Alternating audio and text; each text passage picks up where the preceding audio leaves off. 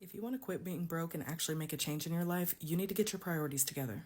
Let me show you what your priorities should be if you're just starting out. This priority roadmap, along with a whole bunch of other stuff, can be found in the beginner budgeting guide, and that is in my bio if you want to grab it, but let's get into it. Priority number one is that you need to learn how to create your ideal budget. What this means is that you are budgeting for your lifestyle, for your spending habits, so that you will actually stick to it and it doesn't feel like a total restriction. You do this by learning your spending habits and learning what you can actually stick to, what you're comfortable with, what your goals are, and how aggressive you want to be with those goals. Cash stuffing or digital cash stuffing can also help you a lot with your budget and sticking to it. Priority number two is that you need to save your first $1,000 for your emergency fund. That is not going to be your total emergency fund, that is just where you're starting. This is going to serve as your safety net while you go and you pay off all your debts and hit other goals. You need to keep your emergency fund in a high yield savings account so that it is getting high interest. Once we move on and pay off all your debt, you're going to come back and you're going to save the full amount. If you do not have this in place first before you move on to aggressively paying off your debt, you're probably going to go back into debt because when unexpected expenses occur, which they will, you're going to have to use a credit card because you have nothing to fall back on.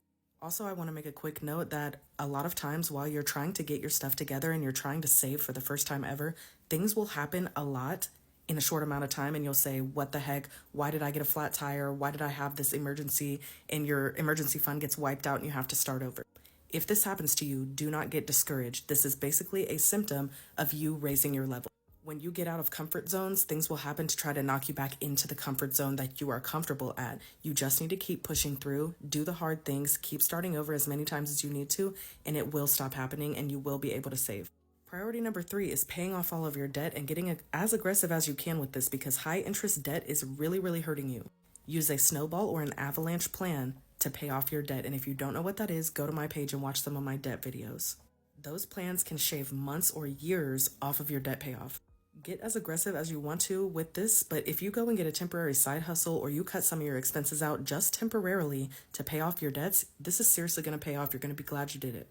Now, after you're done with that, you go to priority number four, which is hitting your other savings goals, your fully funded emergency fund, which should be 3 to 6 months worth of your expenses, or other savings goals like getting a month ahead on your